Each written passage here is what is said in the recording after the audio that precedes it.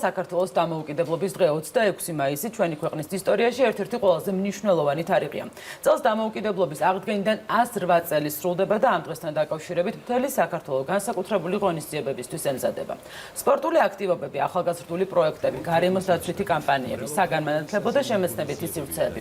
როგორ შეხვდება ქვეყანა 26 მაისს და რა ელოდება მოქალაქეებს სხვადასხვა რეგიონში. ამაზე დღეს ჩვენი სტუმრები ისაუბრებენ.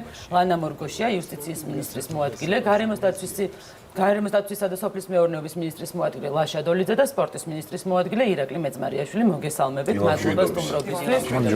ნამდვილად სტუმრების მრავალფეროვნება ცხადყოფს, რომ ძალიან მრავალფეროვანი იქნება თვითონ 26 მაისის ღონისძიებებიც. მთავარი გზავნილი რა იქნება, ქალბატონო ლანა, თქვენით დავიწყოთ. პირველ რიგში კიდევ ერთხელ მოგესალმებით, მივესალმებით ჩვენს მაყურებელს, დიდი მადლობა მოწვევისთვის. ყველაზე მნიშვნელოვანი გზავნილი ეს არის ის, რომ 26 მაისი არის ჩვენი დღე და ეს დღე ჩვენია. ტრადიციულად სამინისტროები სხვადასხვა ქალაქში საქართველოს მასშტაბით ძალიან მრავალფეროვან ღონისძიებებს ვატარებთ. იუსტიციის სამინისტროს შემთხვევაში ეს არის ქალაქის ზუგდიდი, სადაც 11 საათიდან ნებისმიერი ასაკის და ნებისმიერი გემოვნების ადამიანს მრავალფეროვანი შემეცნებითი, კულტურული და სხვადასხვა სახის ღონისძიებები და პროგრამა დახვდება მთავარ მოედანზე. კი ბატონო, ახლა გადავინაცვლოთ უკვე ბატონ ლაშასთან, თქვენი მთავარი გზავნილი და სათქმელი რა იქნება და სადღა იმართება მთავარი ღონისძიება. გამარჯობათ, მოგესალმებით. მივესალმებით თქვენს მაყურებელს. რაც შეეხება ღონისძიებას, როგორც ვიცით, წელს განსაკუთრებული ყურადღებით აღინიშნება, ვინაიდან საუბარია იმაზე, რომ გაერთიანდეს ღონისძიება კონცეფციის ქვეშ 1700 წელი გავიდა საქართველოს გაქრისტიანებიდან, ასე ვთქვათ და ამეგიდით, რომ რწმენა გვაძლიერებს, სიყვარული გვაერთიანებს, ჩატარდება ღონისძიება სოფლის მეურნეობის, გარემოს დაცვისა და სოფლის მეურნეობის სამინისტროს მიერ 3 ადგილას საქართველოში. ვცდილობთ ვიყოთ ახლოს როგორც სოფელთან, ასევე ბუნებასთან, აქედან გამომდინარე, გვაქვს საკმაოდ მრავალფეროვანი ღონისძიებები. პირველი მინდა აღვნიშნო სამეგრელოში ჩასატარებელი ღონისძიება, რომელიც უშუალოდ გარემოს დაცვით ნაწილს ეხება. აქ საშუალება ექნება მაყურებელს, დამსვენებელს და მნახველს ნახოს და გაეცნოს, შემეცნებითი დატვირთვა ექნება ამ ყველაფერს გაეცნოს, კოლხეთის ჭარბტენიანის ტერიტორიების შესახებ ინფორმაციას მიიღოს და შეზავებული იქნება ეს ყველაფერი გასართობი ღონისძიებებითაც ცხადია. ამავე დროს სინქრონში ყველაფერი 13 საათზე დაიწყება რაჭაში, ამროლაურში, როგორც მოგეხსენებათ, საქართველოს ღვინის სამშობლო, ამ მიმართულებით ძალიან თვალსაჩინო წარმატებები გვაქვს, ხოლო რაჭა არის გამორჩეული რეგიონი თავისი უნიკალური ჯიშებით, აქაც საშუალება ექნება მომსვლელს ნახოს, დეგუსტაცია გასინჯოს და აგემოვნოს ქართული ღვინოები, ხოლო რაც შეეხება მესამე ადგილმდებარეობას, ეს გახლავთ ქალაქი რუსთავი, სადაც წარმოდგენილი იქნება სოფლის განვითარების სააგენტოს სტენდი, მრავალფეროვანი პროდუქციით, ესეც შეზავებული იქნება გასართობი ღონისძიებებით, მათ შორის ბავშვებისთვის. ბატონო ირაკლი, რა ხდება სპორტთან დაკავშირებით, სად იქნება სპორტი წარმოდგენილი და რა ელოდება ადგილზე მოსულ ადამიანებს? მშვიდობისა. მე მინდა გითხრათ, რომ 26 მაისს ძალიან დიდი მნიშვნელობა აქვს ყველასთვის, ჩვენთვის, ქართველებისთვის. ამიტომ ისე ვემზადებით აქტიურად. ჩვენი ადგილმდებარეობა იქნება ორბელიანის მოედანზე, სადაც აქტივობები იქნება სპორტული, იქნება ბავშვებისთვის ძალიან საინტერესო, ესე ვთქვათ, თამაშობები, ფეხბურთი, კალათბურთი, მაგიდის ჩოგბურთი, ჭადრაკი, შაი და ასე შემდეგ. ასევე გვექნება სივრცე, სადაც ჩვენი ცნობილი სპორტსმენები იქნებიან და ინტერვიუებს მისცემენ, ვისაც სურვილი ექნება შეუძლია დაუსვა კითხვა ნებისმიერი სახის და კიდევ მრავალი სხვა ესეთი ღონისძიება. იმდენი медаლი და იმდენი წარმატება იყო 2025 ბოლო წლების, რომ ძალიან გაგიჭირდებოდა ჩემი აზრით იქ ამორჩევა და სპორტსმენების წარდგენაც ადგილზე. სპორტი მაინც ალბათ უფრო მარტივად ახორციელებს თავისი დროშის და ჰიმნის წარმოდგენას საზოგადოებაში და ამ თვალსაზრისით თქვენ უპირატესობა გაქვთ და როგორ უყურებთ ამ პროცესს და რა შეიძლება თქვათ იმასთან დაკავშირებით, რომ დამოუკიდებლობის დღე სპორტისთვის როგორი არის? აი, ყურეთ, ერთი რამ მინდა გითხრათ, რომ სპორტსმენი და სპორტის წარმომადგენელი არის ის ადამიანი, რომელიც იბრძვის და თავისი შრომით, თავისი ბრძოლით ამტკიცებს, რომ ჩვენი ქვეყანა დგას ფეხზე, მყარად, კარგად და ნებისმიერ მისი წარმატების შემთხვევაში ქართული დროშა და ჰიმნი აღიმართება ამით იცნობადობა რა თქმა უნდა ხა წარმოიდგინეთ თქვენ ამ სოფლიოში ყველაზე ძლიერი ადამიანი იყო და არის ჩვენი ბაშა ტალახაძე. აი წარმოიდგინეთ და სამი იყოს ესეთი ყველაზე სწრაფი იყო ჰუსეინ ბოლტი, მე ცურვაში იყო ფელპსი და ტალახაძე სამი კადეტი. ამით ეხა ხო ხტებით როგორი ეს არის. მინდა გითხრათ რომ შარშან დაახლოებით 21 საერთაშორისო ღონისძიება ჩატარდა საქართველოში სპორტული ღონისძიება, ვამბობ ევროპის და მსოფლიო ჩემპიონატი. წელს იგეგმება დაახლოებით 32-მდე. და მინდა ერთი რამ თქვა, რომ 35 წლის წინ, როდესაც საქართველო გახდა დამოუკიდებელი, მაშინ პირველად ჩატარდა ევროპის ჩემპიონატი წყლის თხილამურებში. წელსაც ზუსტად იმავე დროს მალთაყვაში ჩატარდება ევროპის ჩემპიონატი. საკმაოდ მინდა გითხრათ ესეთ ფაქტს გეუბნებით. როდესაც იყო განხილვა სადღაც ჩატარებული იყო ევროპის ჩემპიონატი და რა თქმა უნდა განაცხადებები ბევრი ქვეყნიდან იყო. ბოლოს დარჩა ორი ქალაქი, ეს იყო ფოთი და მონაკო. და არჩევანი გაჩერდა ფოთზე და მალთაყვაზე. რაღაც ეს ისტორიული გადაწყვეტილება. ეს და კიდე ერთს დავამატებ და ბოდიში მეტი აღარჩევები. ყველაზე ამაყი ალბათ ქართველი და ადამიანი არის, როცა შენი სპორტსმენი აღწევს წარმატებას და დგება კვარცხლბეკზე. 2004 წელს პირველად, როდესაც ჩვენი ზვიადაური გახდა დამოუკიდებელი საქართველოს ისტორიაში ოლიმპიური ჩემპიონი, მე ვიყავი იქ როგორც სპორტის ხელმძღვანელი და თქვენ ვერ წარმოიდგენთ იმ წუთში შენს მიმართ როგორ იცვლება განწყობილება, თუნდაც ისეთი ქვეყნების როგორც არის ამერიკა, გერმანია, ჩინეთი, აი აბსოლუტურად იცვლება ყველაფერი. ეს უპირატესობა სპორტს აქვს. ეგ არის.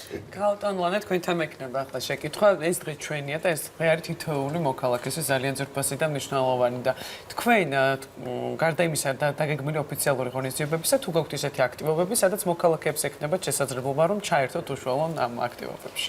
რა თქმა უნდა, ტრადიციულად აქაც ვიტყვი, რომ ყოველთვის მრავალფეროვანი პროგრამით ვართ წარმოდგენილები. წელსაც გვექნება ისეთი პროგრამები, რომლებიც ნებისმიერი ასაკის ჩვენს მოქალაქეს და სტუმარს, მოედანზე მოსულ ადამიანს მისცემს ჩართვის შესაძლებლობას.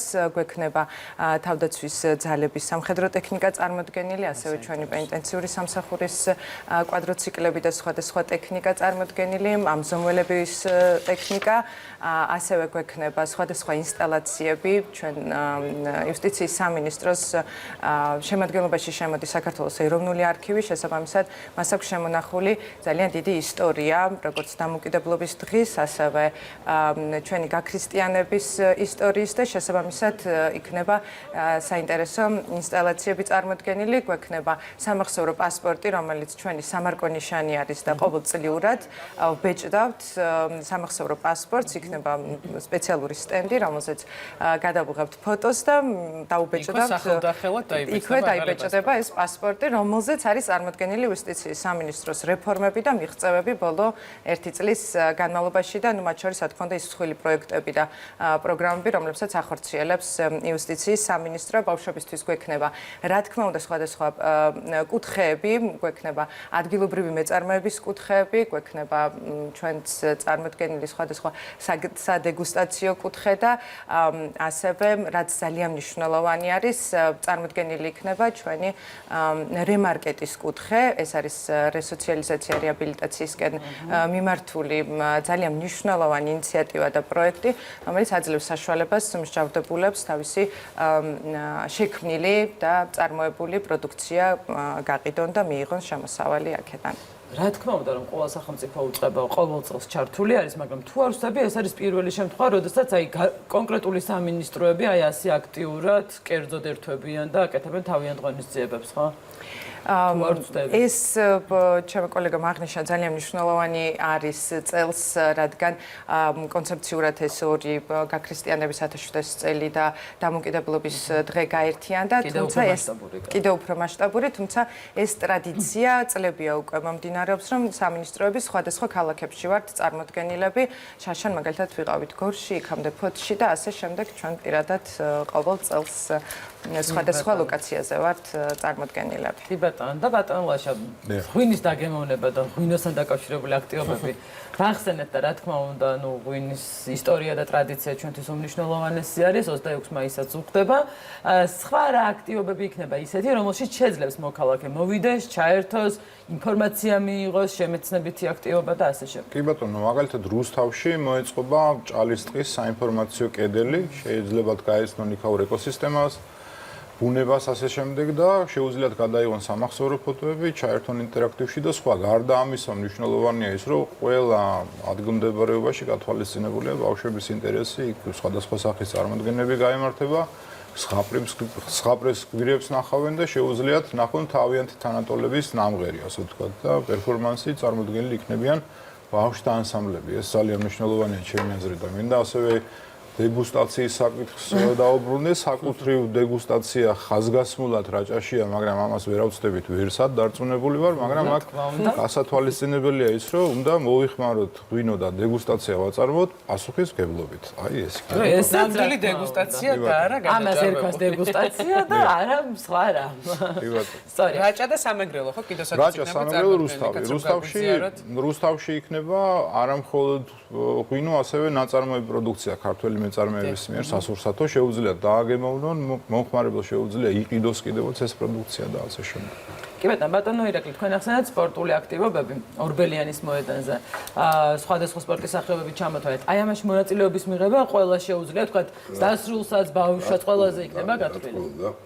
ეს დილიდან დაიწყება ეს აქტივობები და წარმოიდგინეთ, მანიშნებლები იქნება ყველგან, ვისაც შეუძლია მივიდეს, რისი სურვილს აქვს, შეუძლია ეს გააკეთოს. ბავშვები, რომლებიც მონაწილეობას მიიღებენ, დაუშვათ, საფეხბურთო კუთხე არის და ის იქნება ფეხბურთის კარი და იქ უნდა გაიტანონ გოლი. ვინც გაიტანს, ბურთს წაიღებს სახში. ასევე იქნება იმბურთზე რამე ხელმოწერაც ხომ არ იქნება. ნახოთ, დავტოვოთ ეს სიურპრიზად დავტოვოთ. სხვათა შორის მე გავიგე რომ იქნება კითხვა-პასუხის რეჟიმშიც. კი, მე მითხარით რომ იქნება ამფითეატრებით, სადაც ჩვენ სახელოვანი სპორტსმენები იქნებიან.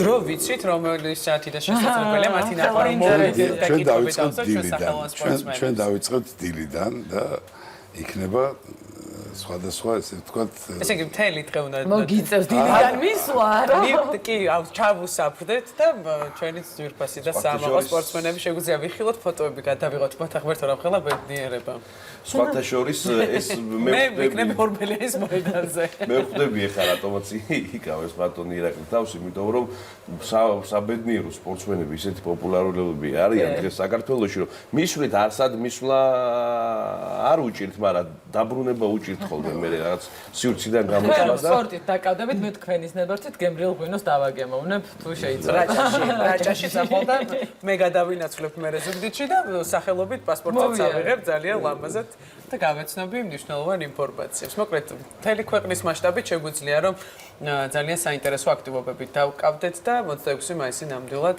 ჩვენია ყველასია და 17-ზე დამოუკიდებლობის გამოცხადების სიმბოლურ დროს მთელი საქართველოს მასშტაბით გაჟღერდება ჰიმნი და მოყვება შემდგომ ძალიან საინტერესო მრავალფეროვანი კონცერტი, წარმოდგენები, იქნება ეს ბავშვთა ანსამბლები თუ ჩვენთვის ძალიან კარგად ნაცნობი შემსრულებლები. კი ბატონო და აქვე უთხრეთ ჩვენ მაყურებელს რომ ეს ის აქტივობები არ არის სრულად რაც 26 მაისს არის დაგეგმილი, იმიტომ რომ რა თქმა უნდა არაერთი ქალაქი შეუერთდება 26 მაისს დაგეგმილ ღონისძიებებს, არაერთი კი არა, მე მგონი თითქმის ყველა სრულად და ჩვენ ეტაპობრივად 26 მაისამდე ეტაპობრივად მოვგაწვით ყოველდღიურ რეჟიმში ინფორმაციას დაგეგმილ ღონისძიებებთან დაკავშირებით სხვადასხვა სამინისტროს თუ კერძო კომპანიების მხრიდან. მოკლედ, დიდი მადლობა ჩვენ სტუმრებს წარმატებას გისურვებთ. ეს დღე ჩვენია 26 მაისიც მე მგონი ძალიან ამაღელვებელია და მიხარია რომ ყოველ წელს კიდევ და კიდევ უფრო მასშტაბური ხდება თავისი დატვირთვით.